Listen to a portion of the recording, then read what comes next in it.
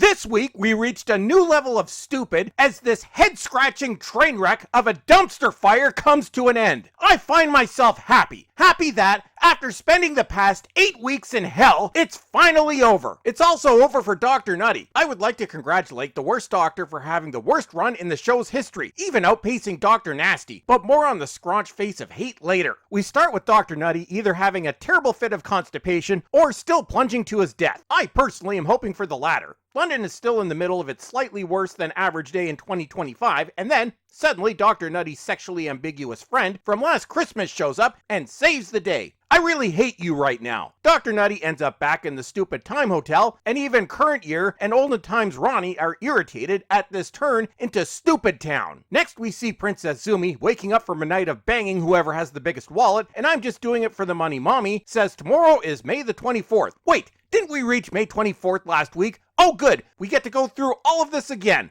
What fun! Next, diversity hire number 6 is ready to start complaining again, but she disappears. Praise Jesus! But then Satan comes in to intercept, and she's back seconds later, and is sad that Dr. Nutty seems to have ditched her ass. Sorry, dear. So many people to bang, and so little time before things get really stupid. Dr. Nutty's sad hotel lady friend tells us that May 24th keeps resetting back to May 23rd because of some crap hotel nonsense. Good lord! Even by Russell standards, this is lazy. It seems sad hotel lady is with child. Well, probably not for long, if these people have their way. The father is Ricardo, head of HR. This sounds a little harassing of you, Ricardo, or do HR rules only apply to other people? Then the episode literally stops for a minute to tell us how amazing sad hotel lady is. Yes, lady power. Now can we please just get on with this? It seems she has been visiting the real doctors on her off days, and John Pertwee looks absolutely horrified at what his future will bring. Once she saw Dr. Nutty and his boyfriend, and only then just realized the way he swings. Wow, you're a moron! And who in their right mind would pine for that creep? Seek help! They are just waiting for reality to snap, and Omega, apparently now called Omega according to Dr. Nutty, because let's face it, nobody involved with this even bothered watching his previous episodes, because they were from the evil times when everything wasn't a bunch of degenerate trash. Omega will take everything over. I don't even Omega, yes, I'm going with a non-moronic pronunciation, would want to take charge of this mess. He has much better things to do. Then the two Ronnies yell at each other over the terrible writing and the fact that they don't know things because they took Christmas off and didn't know about the time hotel. Great writing there, Russell! Then current year Ronnie gets offended at the mention of Omega being her master because women, yo! Next, the sad hotel lady takes Dr. Nutty to Captain Poppy's bedroom. This is not something I would normally say, but she's much better off without you. Dr. Nutty says that Captain Poppy is more important than anything. Yeah, we know. Next, diversity hire number 6 realizes that creepy Dr. Nutty is home and gets offended. Diversity hire number 6 makes some tea and Dr. Nutty puts on a dress. They take a trip to the time hotel with the sad hotel lady, and diversity hire number 6 gets irritated, and the sad hotel lady gets sad when she realizes Dr. Nutty chose to bang diversity hire number 6 instead of her, and diversity hire number 6 gets her memory back and gets to relive all of this year's degeneracy and the many times she was offended. Next, Nepo baby Kate makes her first non-meritocracy-based appearance in this episode, and Sexy Time Fun Boy is horrified as Dr. Nutty bursts in wearing his pretty new dress. Then Nepo baby Kate yells at Dr. Nutty for being a complete pervert, then everybody gets their memories back. Oh, what fun! Nepo baby Kate gets irritated that she has no idea what's going on. So, just a regular day for Nepo baby Kate. Then Tiddlywinks shows up to lecture us further about pronouns. Don't ask him about his gender status in the US or the UK because it might result in much yelling and complaining. And apparently, Conrad couldn't imagine that Tiddlywinks exists, so she didn't exist, as the show continues to lecture its non-fans. Then Nepo baby Kate gets offended at Conrad being on television because he's a straight white dude, and this is the BBC. Then the dinosaur model kits get cranky, and everything is about to merge and blow up. But that doesn't mean we can't stop everything for a second to get reminded of how awesome BBC executive Poppy the Baby is. Then we go to visit our friends in the poop village, and things start beeping. Oh, what a pickle! What a pickle indeed! Just ask Tiddlywinks about pickles. Then Mel gets her memories back of her lonely cat lady life, Princess Zumi updates her banging requirements, and Wheelchair Lady speeds off in her rocket wheelchair. Then current year Ronnie decides to hit Conrad, and frankly, he seems more creeped out than anything.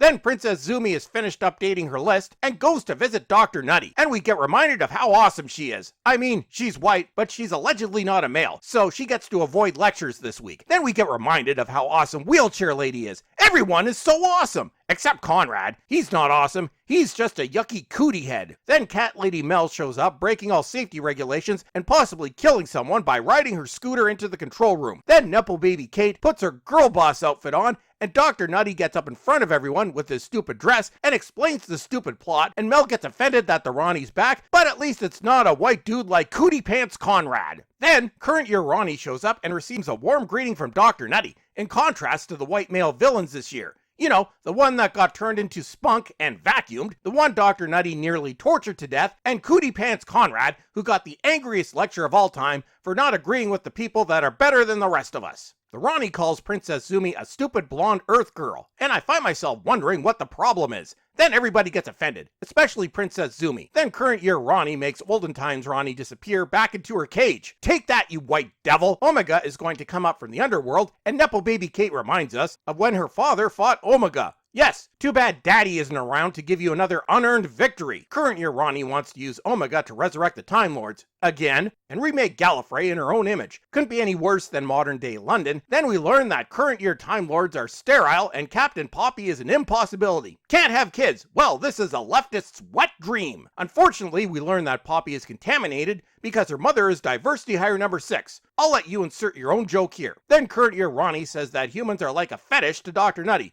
Oh, you don't know the half of it. They can't save Poppy and save the world from Cootie Pants Conrad at the same time. Oh no! And diversity hire number 6 gets offended and yells at Wheelchair Lady. Then the Ronnie sends the dinosaur kits after Unit. Well, it's too bad that you don't hire competent people. I guess that means you're screwed. Next, diversity hire number 6 takes Captain Poppy off to a zero room where, hopefully, she'll stay for the rest of the episode, getting at least one annoyance out of the way. Then things at Unit start blowing up, and for the first time they start to realize that their DEI hiring policies may have been a mistake. Next, Princess Zumi teleports to, quote, punch Conrad, but, oh no! Cootie Pants Conrad was waiting for her, and Dr. Nutty takes his flying scooter and his pretty dress to visit the various Ronnies. They want Dr. Nutty to join their reign of tyranny. Unfortunately, Dr. Nutty is already part of a much worse leftist reign of tyranny, and he's perfectly happy with that. Then we get to sit through a lecture from Princess Zumi about how bad Cootie Pants Conrad and white dudes are, but all I heard was yap, yap, yap, as my brain started to turn itself off. Also, we learn that Cootie Pants Conrad has daddy issues because dads are bad. Then Omega shows up and he looks ridiculous. Then he eats current year Ronnie in possibly the dumbest scene I've ever witnessed, but yay! We still have olden times Ronnie. And Omega is quite disappointed when he learns that, allegedly, John Pertwee and Peter Davison have turned into that creepy dude in the dress. Next, Dr. Nutty uses his sexy time fun device on Omega, and Princess Zumi steals Cootie Pants Conrad's baby, and Omega runs back into his cave. Princess Zumi ends the wish, the world goes back to being its degenerate self, and the dinosaur model kits start to disintegrate, and the TARDIS is shamed into appearing in the episode. Captain Poppy is safe, and unfortunately diversity hire number 6 has re-entered the episode, and is just as offended as ever, and everybody's happy that the white man's world has come to an end. Then the baby gets handed over to I'm just doing it for the money mummy, so she can make even more money. Then it seems Poppy has disappeared, and only Princess Zumi remembers. Oh no! And Dr. Nutty and diversity hire number 6 seem horrified at the very notion that they ever had a child. Perfectly understandable. Next, Unit celebrates their diversity and incompetence. Nipple Baby Kate and her sexy time fun boy start to make out. Sad Hotel Lady gets sad because everybody forgot she was even in the episode. And the boss says hi. Who's the boss? Spoilers. Nobody cares. Next, everyone celebrates because Cootie Pants Conrad has been demoted to dishwasher, but Princess Zumi isn't happy because he's now a white dude without much money, and as a result, he needs to be cast into hell. No more bang time for Cootie Pants Conrad. Then Princess Zumi gets mad that nobody remembers Poppy, and diversity hire number 6 literally says, quote, it's kind of offensive to say I have a daughter I don't remember. Then Dr. Nutty goes off to find the missing Captain Poppy. Then Russell has to think about what he could do to give a middle finger to the fans, as if this show has any left.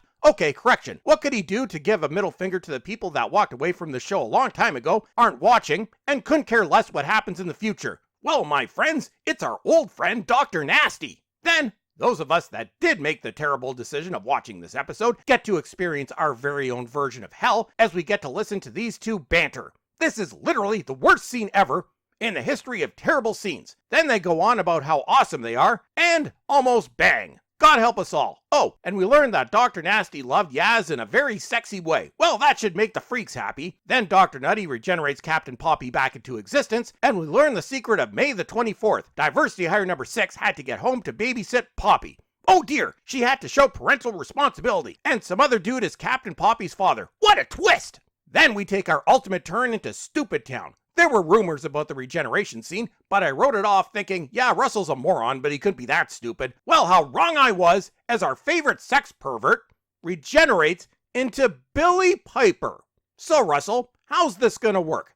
Some have speculated that she isn't the Doctor, meaning the Doctor has finally been written out of his own show. The other possibility is that she is the Doctor, which is even more stupid, meaning that instead of the Doctor trying to bang everything in existence, he'll spend most of his, her, whatever time trying to bang they themselves. Also, seeing as the last time the Doctor turned into a woman went over so well, let's do it again. Another possibility, if rumors and, looking at the fact that this show has become an abject failure on every level, is that they wanted to finish on the absolute dumbest and most moronic note in the history of stupid. Good lord! I can tell you one thing, if the show gets rewarded for its failure by getting more seasons, because this is the BBC and the only thing that matters is how hateful and degenerate you are, then I shall be here to rip it to shreds.